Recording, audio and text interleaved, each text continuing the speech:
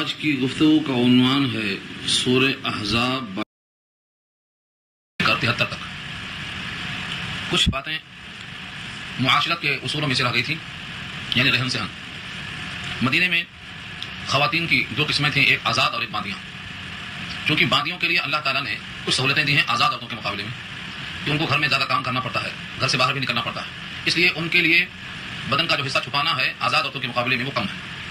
آزاد عورتوں کے لیے سارا جسم چھپانا ہے، جس طرح سے گزشتہ آیات میں بحث آ چکی ہے۔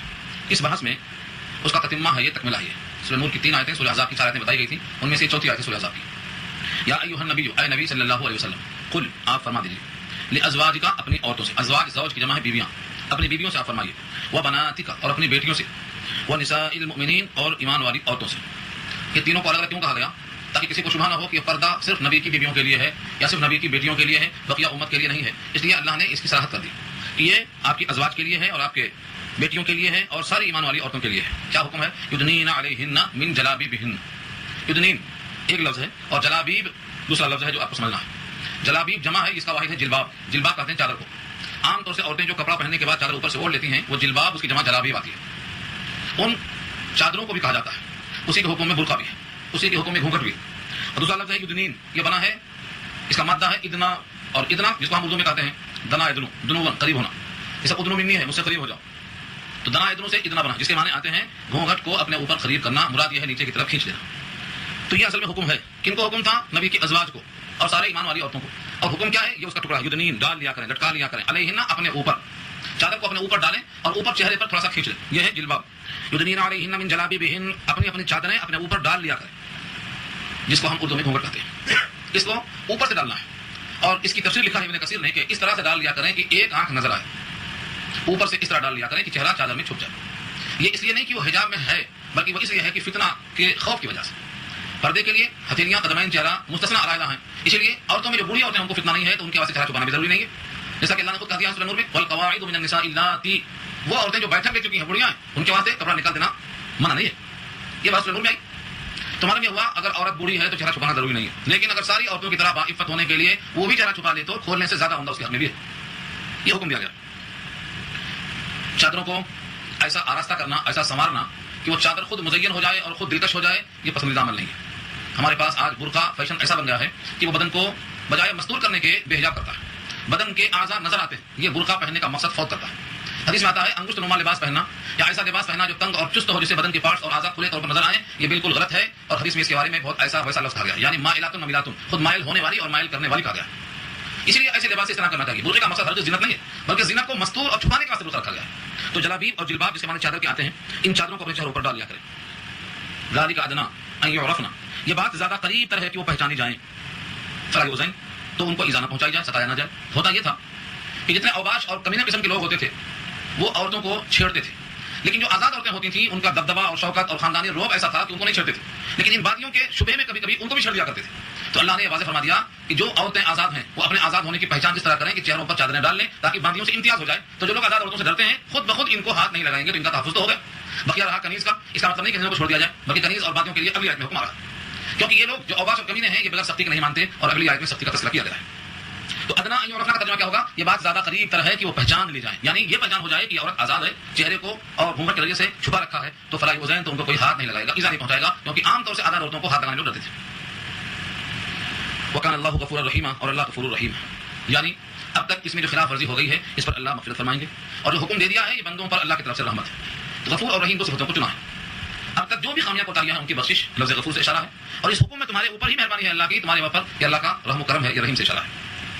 یہ آیت ہوئی آزاد کے لیے، یہ بہت مختصر ہے صرف بات کو سمجھانے کے لیے، ورنہ اس میں احکامات کی بہت تفصیل ہے کہ ایک آنکھ یا دو آنکھ کتنا نظر آئے، چادر کتنی کھینچی جائے، چادر کو اوپر سے صرف ڈال لیا جائے یا نیچے سے بھی اس کو چڈی کے ساتھ باندھ لیا جائے، مختلف قسم کی توضیحات اس میں دی گئی ہیں۔ مقصد صرف کا ایک ہے کہ آزاد اور باطنی امتیاز ہو، اور فتنے کا خوف ہو تو چہرہ جو محل کشش ہے، محل فتنہ ہے، وہ سب پر ظاہر نہ ہو۔ لئن لم ينتهي المنافقون والذين في قلوبهم مرض، اگر باز نہ آئے منافق، لئن لم، لئن ہے اصل میں، لئن کو جب لم میں جوڑا گیا ہے تو ادغام ہو جائے گا، لئن لم پڑھا جائے گا، اصل میں ہے لئن لم، لم ينتهي، اگر وہ لوگ باز نہ آئے تو کیا ہوگا؟ یہ منافق لوگ ہیں جس کے اندر نفاق ہے، اوپر سے اسلام ظاہر کرتے ہیں اور اندر اندر اسلام کے خلاف، اسلامی خواتین کے خلاف مسائل پیدا کرنا چاہتے ہیں۔ اگر یہ منافقین باز نہ آئے اور ان کے ساتھ وہ گروہ والذین فی قلوبہم مرض، جن کے دلوں میں مرض ہے، قلوب قلب کی جمع، تو جن کے دلوں میں مرض ہے وہ بھی ان کا ساتھ دیتے ہیں. یعنی دل میں مرض کا مطلب مرض کی اقسام بہت ہے. دل میں مرض نفاق کا بھی ہوتا ہے, اور توحید کے برخلاف شرک کا مرض بھی ہوتا ہے, عشق مجازی کا مرض ہوتا ہے, حسد اور کینہ اور بغض کا مرض ہوتا ہے. نہ جانے کیسے کیسے امراض ہیں, بلکہ جتنے امراض قلبیہ ہیں پورے برائی کبیرہ میں آتے ہیں, تقریباً برائی کبیرہ میں آتے ہیں. تو اس میں کون سا مرض مراد دیا گیا ہے؟ شارحین کی مختلف رائے ہیں. بس جن کے دل میں مرض ہے مطلب یہ ہے کہ ان کا دل صاف نہیں ہے. والمرجفون فی المدینہ, اور مدینے میں جو بری بری خبریں پھیلانے والے. مرجفون کے معنی آتے ہیں جھوٹی افواہیں اڑانا. کیا اڑا دیا؟ مدینے پر اقرار ہونے والی ہے, مدینے پہ حملہ ہونے والا ہے, مدینے پہ فلاں ٹوٹ پڑنے والا ہے, الٹی پلٹی ایسی خبریں کہ لوگوں میں ڈر اور خوف پیدا ہو جائے. ایسی خبریں پھیلانے والوں کو اللہ نے مرجف کہا. مرجف یہ خود گندے اور گندگی پھیلا رہے ہیں. مرجفون یہ 3 قسم کے لوگ ہو گئے. نمبر 1 منافق, نمبر 2 دل کے مریض, نمبر 3 افواہیں پھیلانے والے. اگر یہ تینوں باز نہ آئے تو ان کے لیے ڈنڈا رکھا اللہ نے. وہ ڈنڈے کی شکل کیا ہے؟ فرمایا لنغرینک بہم, ہم آپ کو ان کے پیچھے لگا دیں گے, یعنی ان کو نکالنے کا حکم دے دیں گے اور مدینے سے کو باہر کر دیا جائے گا, جیسا کہ بعد میں نکالنے کا حکم دیا گیا. سب کے سب پاک و صاف کر دیے گئے. جزیرۃ العرب میں کسی کو رہنے کی اجازت نہیں رہ گئی, ممنوع دخول ہو گئے. تو یہ منافقین اگر باز نہ آئے تو ہم آپ کو ان کے پیچھے لگا دیں گے, اور پھر کیا ہوگا؟ ان کو کچھ مدت, کچھ مہلت ملے گی, اس کے بعد زیادہ دنوں تک وہاں پر رہ سکیں گے. ثم لا یجاورونک فیھا الا قلیلا, پھر وہ آپ کے پاس, مجاورت کے معنی پڑوس, جار کے معنی پڑوسی کو بولتے ہیں. تو ثم لا یجاورونک, پھر وہ آپ کے ہمسائے نہ بن سکیں گے مدینے میں الا قلیلا, مگر چند دنوں میں جو مہلت کے ہوں گے. جتنا دن مہلت ہوگی کہ ہم نکل جائیں گے, ہم کو اتنا موقع دیا جائے, تو مدت موقع ہی وہ قیام کر سکیں گے, اس کے بعد ان کو وہاں سے باہر نکل جانا پڑے گا. ایسا حکم یہ نہیں ہے, یہ عام انسانوں کے واسطے نہیں رکھا گیا ہے, یہ حکم سب کے واسطے نہیں رکھا گیا, بلکہ یہ حکم منافقوں کے لیے, اور یہ حکم مریض قلب کے لیے, اور یہ حکم افواہیں پھیلانے والوں کے لیے. اور ظاہر یہ ہے کہ ایک قسم سے یہ لوگ مرتد سامنے اسلام ظاہر کرتے ہیں اور کوئی ایسی حرکت کرتے ہیں جس سے اسلام سے باہر نکل جاتے ہیں. تو عام اگر آدمی کفر پہ ہے تو اس کو قتل کرنے کا حکم نہیں ہے, لیکن اگر مرتد ہے تو واجب القتل. مرتد کی سزا قتل ہے. اسی واسطے یہاں جو آگے حکم آ رہا ہے قتل کا, یہ قتل انکار کی وجہ سے نہیں ہے, کیونکہ بہت سے لوگ انکار کے باوجود جزیہ لے سکتے ہیں, ان کے جان مال کا تحفظ ہو سکتا ہے. صرف اور صرف مرتد ہونے کی وجہ سے قتل کا حکم دیا جاتا ہے. فرمایا ملعونین, ملعونین جمع ملعون, جس پر لعنت کی گئی, پھٹکارے ہوئے لوگ, جن پہ اللہ کی پھٹکار پڑی ہوئی, یہ وہ لوگ. اینما ثقفوا اخذوا, جہاں بھی پائے جائیں پکڑے جائیں, وقتلوا, اور قتل کیے جائیں, تقتیلا, بری طرح سے مارا جانا. تقتیلا اس کی تاکید ہے, قتلوا تقتیلا, خوب قتل کیے جائیں. تو ظاہر یہ ہے کہ یہ سزا کس چیز کی ہے؟ مرتد کی ہے. نبی صلی اللہ علیہ وسلم کے خود زمانے میں جو مرتد ہو گیا, مسلمہ کذاب کا جو قصہ ہے, اس کا قتل کیا جانا مرتد ہونے کی وجہ سے. اور بہت سے واقعات, ان واقعات کا یاد کرنا یہاں مقصد نہیں ہے, لیکن اتنی بات طے ہے کہ یہ سزا مرتد کی ہے کہ وہ اب زندہ رہنے کا حق ہو چکا ہے.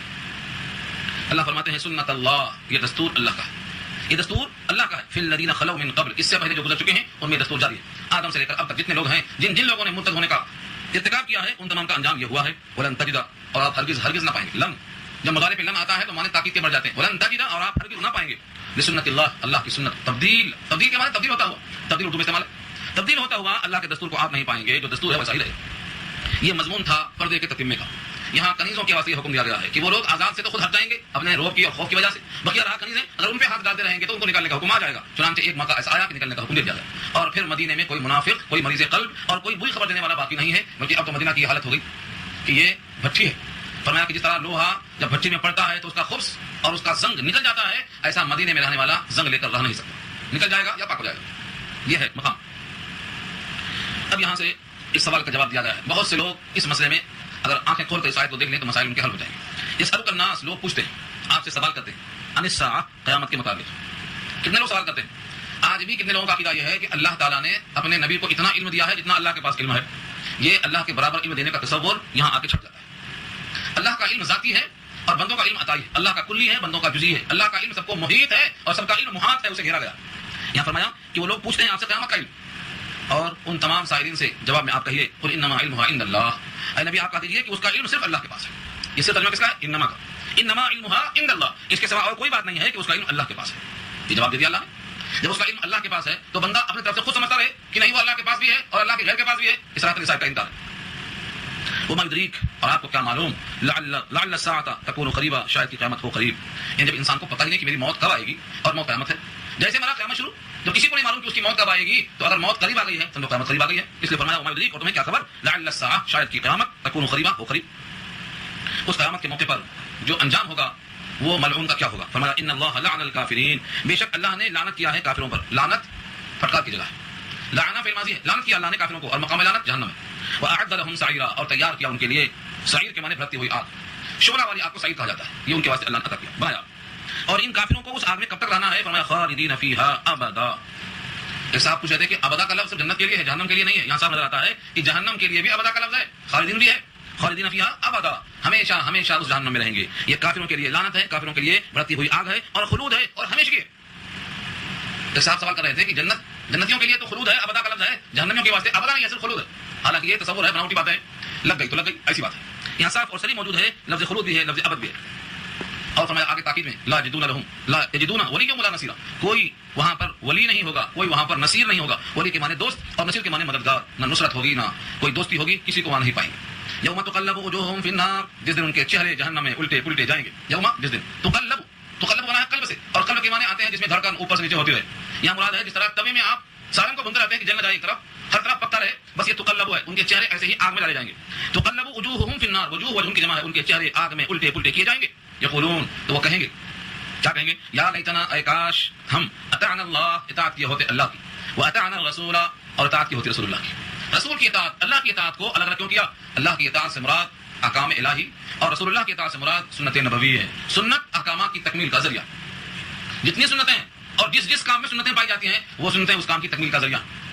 فرض ہے چہرہ دھونا، لیکن گٹوں تک ہاتھ دھونا سنت ہے. اگر وہ سنت نہ ہو تو آپ کے فرض کی تکمیل نہیں ہوگی. ہو سکتا ہے پانی گندا ہو، جب تک ہاتھ میں لیں گے نہیں رنگ نظر آئے گا نہیں، ناک میں جائے گا نہیں، اس کی بو مسودی ہوگی، منہ میں جائے گا نہیں، ذائقہ معلوم نہیں، اور رنگ بو مزہ یہ اس کی خصوصیت ہے. اسی لیے سنت سے فرض کی تکمیل ہر جگہ ہوتی ہے، جتنے شعبے. اسی واسطے یہ کافر کہے گا یا لیتنا اطعنا اللہ واطعنا الرسول وقالوا ربنا انا اطعنا سادتنا وكبراءنا فاضلونا السبيل، اور کہیں گے اے ہمارے پروردگار انا اطعنا، بے شک ہم نے اطاعت کی، سادتنا، سادات اردو میں استعمال ہے. سادات آج کل خاندان کے معنی میں آتا ہے، مگر حقیقت ہے سادات سیادت سے بنا. سادات سیادت سے، جس میں قیادت کا جوہر ہو، تو سیادت اور قیادت یہ اردو میں استعمال ہے. ہم نے اپنے بڑوں کی اتباع کی تھی. انا اطعنا سادتنا، سیادت کرنے والوں کی، وکبراءنا، اپنے بڑوں کی. کبراء کبیر کی جمع ہے مؤنث ہے. فاضلونا السبیل، ان لوگوں نے ہم کو بھٹکا دیا ہے راستوں سے. آج جتنے لوگ ہیں کسی نہ کسی بڑے کے فالوورس ہیں. اگر وہ بڑا گمراہ ہے تو ان کی گمراہی لازم ہے، اور یہاں یہی مراد ہے. تو دو باتیں سمجھ میں آئی. اگر رسول اللہ کی اور اللہ کی اطاعت کی ہوتی تو یہ نوبت نہ آتی. یہ نوبت آئی اس لیے کہ ہم نے اپنے بڑوں کی بات مان کر کے ان کے رسول چلنا شروع کر دیا. تو قیادت اور سیادت کس کی؟ بڑوں کی. اس لیے ہم کو ڈبا دیا. ہم تو ڈوبے ہیں سنم، تم کو بھی لے ڈوبیں گے. تو جو ان کی مانے گا اس کا انجام یہ ہوگا کہ قیامت میں یہ بولنے والا ہے وقالوا ربنا انا اطعنا سادتنا وكبراءنا فاضلونا السبيل، اور کہیں گے اے ہمارے رب بے شک ہم نے اطاعت کر لیا ہمارے سادات کی، ہمارے بڑوں کی، وكبراءنا، اور ہم میں سے جو بڑے بڑے لوگ انسانوں میں تھے. اس لحاظ سے بڑے تھے، یہ گمراہی کے لحاظ سے بڑے تھے، بڑے بڑے گمراہ. آج بھی بڑائی کا معیار یہی ہے. چیک کر کے دیکھ لو، کسی متقی کو کوئی بڑا نہیں کرتا، کیونکہ متقی کا تقویٰ تو اللہ جانتے ہیں، بندے کو کیا معلوم. تقوی کی تعریف میں آتا ہی نہیں، تو متقی آدمی کو بڑا نہیں کہا گیا. خود سید الانبیاء کے مقابل میں کفار قریش کو بڑا کہا ہے کافروں نے. اور یہ آیت موجود یہ کہا کہ کیا قرآن کو نازل کرنے کے لیے کوئی بڑا آدمی نہیں ملا اللہ کو. سورہ زخرف پارہ 25. وقال الذين كفروا لولا نزل هذا القرآن على رجل من القريتين عظيم. کسی بڑے آدمی پر طائف اور مکہ میں کسی اور بڑے انسان پر نازل کیوں نہیں کیا گیا؟ تو نبی کو بڑا نہیں مانا تو کس اعتبار سے؟ گھر میں تو آپ ماشاءاللہ جہاں کھڑے ہوتے تھے سب سے اونچے نظر آتے تھے، یہ آپ کا معجزہ تھا. آپ سے لمبے لوگ بھی کھڑے ہوتے تھے تب بھی وہاں آپ کا قد اونچا نظر آتا تھا. چشم و چراغ تھے، حسین اور جمیل تھے، بہادر اور شریف تھے، سخی اور ملنسار تھے، گفتگو میں سب سے ماہر تھے. پھر کیا چیز تھی؟ یہ دنیاوی کی چیزیں، یعنی مال اور دولت، سونے کے کنگن، نوکر اور چاکر، باغات اور جائیداد، ان چیزوں کو دیکھ کر کے فیصلہ کیا. یہاں یہی بات کہی گئی ہے کہ ہم نے اپنے بڑوں کی اور اپنے سرداروں کی اتباع کر لی ہے، ہم کو انہوں نے گمراہ کر دیا، راستے سے ہٹا دیا. فاضلونا السبیل. اس لیے اتباع کس کی کرنا چاہیے؟ جس کے صحیح راستے کی یقین ہو کہ صحیح راستہ ہے، اس کو ملا. اگر صحیح راستہ نہیں ہے تو اس کی اتباع نہیں کرنا چاہیے. بلکہ صاحب نے تو کہا کہ جس کو انعام مل چکا ہے اس کو فالو کریں گے، یا جو ناکام ہونے والا ہے اس کو فالو کریں گے. مگر آج کے مسلمان کس کو فالو کرتے ہیں؟ اس کے بارے میں معلوم ہے کہ یہ دیندار نہیں ہے، دنیا دار ہے. یہ قیامت میں نبیوں کے خلاف کھڑا ہونے والا ہے، اس کی نقل کر رہے ہیں. کیوں کہ چمک دھمک شائننگ میں ڈوبا ہوا انسان نظر نہیں آتا. اب وہاں پر جتنے بھی پیچھے چلنے والے فالوورس ہیں، اپنے اپنے پیشواؤں، مقتداؤں اور بڑے بڑے سرداروں سے اتنی جلن ہوگی، پڑھن ہوگی کہ انہوں نے ہم کو جہنم کی طرف ڈال دیا. تو اللہ سے کہیں گے کہ ہم کو جہنم میں تو ڈالنا ہی ہے، ان کو دوہرا عذاب دیجیے، اور اگر ہو سکے تو ان کو ہمارے پیروں کے پاس رودنے کا موقع دیجیے. ان کو ہم رودیں گے اپنے پیروں سے، دل کی بھڑاس نکل جائے گی. آج کے الفاظ دیکھیے، ربنا آتهم ضعفین من العذاب، اے ہمارے رب دے تو ان کو دوہرا عذاب، دگنا عذاب. ولعنهم، اور لعنت بھیج ان پر، لعنا کبیرہ، بہت بڑی لعنت. یہاں پر اس کا ذکر کیا. دوسری آیتیں آگے آ رہی ہیں، وہاں کہیں گے کہ اے پروردگار ان کو ذرا ہمیں کھدلنے کا موقع دیجیے. جن جن لوگوں نے گمراہ کیا، جن کی خاطر ہم جہنم میں جا رہے ہیں، ان کو دکھا دو کہاں ہے. ربنا ارنا الذین اضلانا من الجن والانس نجعلهما تحت اقدامنا ليكونا من الاسفلین. سورہ حامیم السجدہ پارہ 24 کی آیت ہے کہ جنہوں نے ہمیں گمراہ کیا تھا، دکھاؤ تو صحیح کہاں ہے. دکھا دو، ہم ان کو اپنے پاؤں سے رودنا چاہتے ہیں. کتنا جلن ہوگی، کتنا غصہ ہوگا، اور کتنی بھڑاس نکالنے کا جذبہ ہوگا جو اللہ ظاہر کر دیا ہے. اتنی کھول کھول کر آیتیں ظاہر کرنے کے باوجود بھی قوم کا حال یہ ہے کہ انہیں کے پیچھے پھر رہی. یہ کہہ کر اللہ تعالیٰ نے ایمان والوں کو تنبیہ کی. کیا تنبیہ کی؟ کہ اے ایمان والو، ایمان لانے کے بعد ان لوگوں کی طرح مت ہو جاؤ جنہوں نے موسیٰ کو تکلیف پہنچایا تھا. ایمان لائے تھے موسیٰ پر، لیکن پھر بھی ایسی باتیں کرتے تھے کہ حضرت موسیٰ کو تکلیف پہنچتی، بار بار سوال کرتے تھے. ایسا سید الانبیاء کو بھی تکلیف ہو جائے تم ایسے ایمان والے مت بنو. یعنی نہ چاہتے ہوئے کوئی ایسی حرکت ہو جائے کہ آپ کو تکلیف پہنچ جائے، اس تکلیف سے اپنے آپ کو بچانا ہے. کیا تکلیف ہوئی ہوگی؟ ظاہر ہے کہ اس تکلیف کا نبی صلی اللہ علیہ وسلم نے تذکرہ فرمایا. بہت سے منافقین زبان درازیاں کرتے تھے، تان کرتے تھے، کئی مرحلے میں آپ کو تکلیف پہنچائی. عبداللہ ابن ابی ابن سلول جو منافقوں کا سردار تھا، اس کی تاج پوشی رک گئی نبی کی وجہ سے، یہ مدینے کا سردار ہوتے ہوتے رہ گیا، اس کو جلن تھی، کڑن تھی، اور یہ ہر موقع پر تکلیف دیا کرتا تھا۔ نبی صلی اللہ علیہ وسلم کو تکلیف دینے سے نقصان کس کا ہے؟ جو نبی کو ایذا پہنچائیں گے، کیونکہ جو نبی کو ایذا پہنچائیں گے وہ گویا اللہ کو ایذا پہنچائیں گے، اور جب اللہ کو ایذا پہنچائیں گے تو اللہ کی پکڑ سے نہیں بچ سکیں گے۔ تو یہاں تو کہا گیا ہے ایمان والوں سے، لیکن مقصد یہ ہے کہ ایمان والے تو بیچارے اپنے دل سے نبی کی عظمت کر رہے ہیں، لیکن ان صفوں میں گھسے ہوئے کچھ ایسے ہیں جو بظاہر ایمان والے ہیں لیکن اندر نفاق ہے، ان منافقوں کو سنانا مقصود ہے۔ یا ایھا الذین آمنوا، اے وہ لوگ جو ایمان لے آئے ہو، لا تکونوا کالذین آذوا موسیٰ، مت ہو جاؤ ان لوگوں کی طرح جنہوں نے موسیٰ کو ایذا پہنچایا، کالذین، ان لوگوں کی طرح، آذوا موسیٰ، جنہوں نے موسیٰ کو تکلیف پہنچایا۔ کیا تکلیف پہنچایا تھا؟ موسیٰ کو تکلیف کم پہنچایا، بہت تکلیف پہنچایا، اتنے سوالات، لیکن حضرت موسیٰ مستجاب الدعوات تھے، اور شاید نبیوں کی فہرست میں کوئی نہیں ملے گا آپ کو کہ جس کی دعا پر کسی کو نبی بنایا ہو اللہ نے، سوائے حضرت موسیٰ کے کہ ان کی دعا پر ہارون کو نبی منتخب کیا اللہ نے۔ اس طرح مستجاب الدعوات، نبوت تو کسبی چیز نہیں ہے، وہ بھی ہے جس کو دے دیا، لیکن ہارون کو نبوت دیا حضرت موسیٰ کی دعا پر، یہ واحد نبی ہے۔ اس کا مطلب یہ ہوا کہ مستجاب الدعوات، پانی مانگا، پتھر سے پانی نکلا، دھوپ کی شکایت کیا، بادل آ گئے، ایک نہیں، جو دعا کیا اللہ نے قبول فرمایا۔ ایسے مستجاب الدعوات نبی کو قوم نے تکلیف دیا، تکلیف کی وجہ لکھا ہے بخاری اور مسلم میں، تفصیل سے ایک حدیث نقل کی ہے، بخاری اور مسلم دونوں میں روایت موجود ہے، طویل حدیث ہے۔ حضرت موسیٰ علیہ السلام، کتاب الانبیاء میں روایت ہے، انبیاء کے احوال میں، ہر نبی حیادار، شرم والے، شرمیلے ہوتے تھے، پوری قوم ننگے نہایا کرتی تھی، لیکن حضرت موسیٰ تنہائی میں نہایا کرتے تھے۔ لوگوں نے کہا یہ مرد ہو کر عورتوں کی طرح کیوں نہا رہے ہیں؟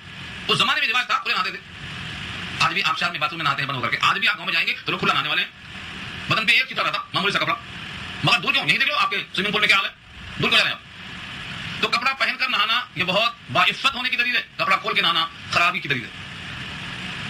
اگرچہ امام بخاری نے باب قائم کیا ہے، باب التعری، ننگے نہانے کا بیان، اس نے دو واقعہ نقل کیا، ایک واقعہ تو یہی ہے اور ایک واقعہ حضرت داؤد کا ہے، وہ قصہ نہیں لاؤں گا میں، وقت خراب ہوگا کیونکہ وہ واقعہ وہاں آ چکا ہے۔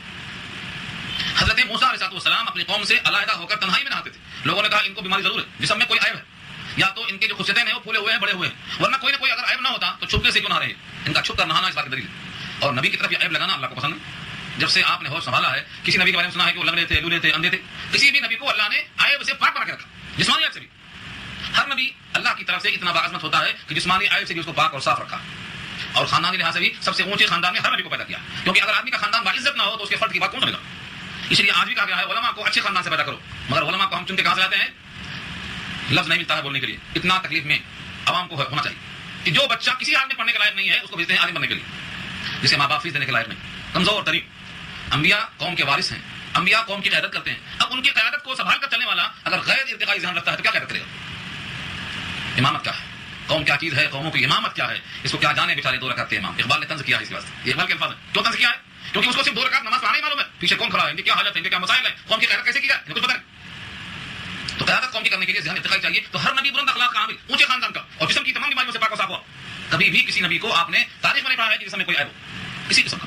حضرت ایوب کا جو واقعہ ہے یہ تو استثنائی ہے، ابتلا اور آزمائش ہے اور چند دنوں کے لیے، اس کے بعد دوہرا جسم بنایا اللہ نے، حسین جمیل خوبصورت، پہلے سے عمدہ، امتحان ختم ہو جائے، کسی نبی کو بھی ایسا نہیں رکھا۔ اسی لیے اللہ تعالیٰ کو یہ بات پسند نہیں آئی کہ موسیٰ پہ یہ الزام باقی رہے، اللہ نے اس الزام کو دھل دیا، لیکن یہ عمل ایسا ہوا کہ عام نگاہوں میں خفت کا باعث ہوتا ہے۔ مثال، حضرت موسیٰ ایک روز کپڑا نکال کر تنہائی میں خلوت میں مخلہ بالتبع ہو کر پورے کپڑے کو نکال دیا، پتھر کر دیا اور نہانا شروع کر دیا، اللہ کے حکم سے وہ پتھر حرکت میں آ گیا اور کپڑا لے کر چلنا شروع کر دیا۔ کبھی سنا ہوگا آپ نے کہ پتھر چلتا ہے لیکن جب حکم آ جائے تو پتھر چلتا ہے۔ لوگ بولتے ہیں کہ بندہ قیامت میں چہروں کے بل کہتا چلے گا، پتھر چلتا ہے، پتھر اللہ کی طرف سے شعور رکھتا ہے، حکم کا پابند ہے۔ ہم سمجھتے ہیں کہ پتھروں کو ٹھوکر مارو، اس میں کوئی شعور نہیں ہے، منع کیا ہے، ٹھوکریں مار کے مت چلو، اگر تم ٹھوکریں آج ماریں گے کل خبر دبائے گی، کہے گی اچھا موقع ملا انتقام کا، وہ پتھر چلتا بنا۔ حضرت موسیٰ کو اس کا احساس نہیں تھا کہ وہ جسم پہ کپڑے نہیں رکھتے، شعور اس وقت اللہ نے یہ دماغ میں رکھ دیا کہ تیرا کپڑا چلا گیا، بعد میں کیا پہنے گا، اس طرح آگے آگے پتھر پہ کپڑا اور پیچھے پیچھے موسیٰ علیہ السلام چلتے چلے، یہاں تک کہ وہ پتھر جا کے وہاں رکا جہاں سردار بیٹھے ہوئے تھے۔ ساری محفل نے حضرت موسیٰ کو ایسا دیکھ لیا جس طرح سے دکھانا منظور تھا، فبرأہ اللہ، یہ ترجمہ ہے اس کا، اللہ نے ان کو دکھا دیا کہ دیکھو جسمانی لحاظ سے بالکل پاک اور صاف ہے، انہیں کوئی عیب نہیں۔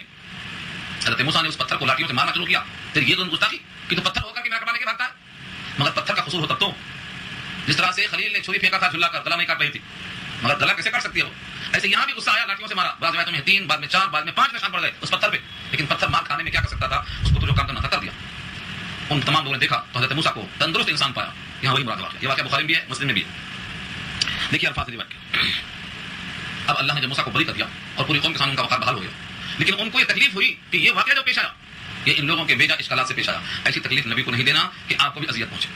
یا ایھا الذین آمنوا، اے وہ لوگ جو ایمان لائے ہو، لا تکونوا، مت ہو جاؤ کالذین، ان لوگوں کی طرح آذوا موسیٰ، جنہوں نے موسیٰ کو ایذا پہنچایا، ایذا اردو میں استعمال ہے تکلیف پہنچانا، فبرأہ اللہ مما قالوا، تو اللہ نے بری کر دیا ان کو، اس عیب سے جو انہوں نے کہا تھا، مما قالوا، جو انہوں نے عیب کہا تھا اس سے اللہ نے ان کو بری کر دیا. وکان عند اللہ وجیہا، اور وہ اللہ کے یہاں وجیہ تھے. وجیہ کے معنی باوقار، جس کا چہرہ وجاہت دار ہو، جس کو دیکھ کر آدمی معروف ہوتا ہے اس کو وجیہ کہتے ہیں. تو یہ اللہ کے یہاں باوقار تھے. ان کی کوئی بات رد نہیں ہوئی، ان پر کوئی الزام آ جائے تو اللہ کو پسند نہیں آیا، اللہ نے فوراً صاف کر دیا. یہ وقار بہت اونچی چیز ہے. اس بندے کو اللہ کے یہاں وجاہت حاصل ہو جائے، وقار حاصل ہو جائے، یہ بندے کی معراج ہے، بہت بڑا کمال ہے.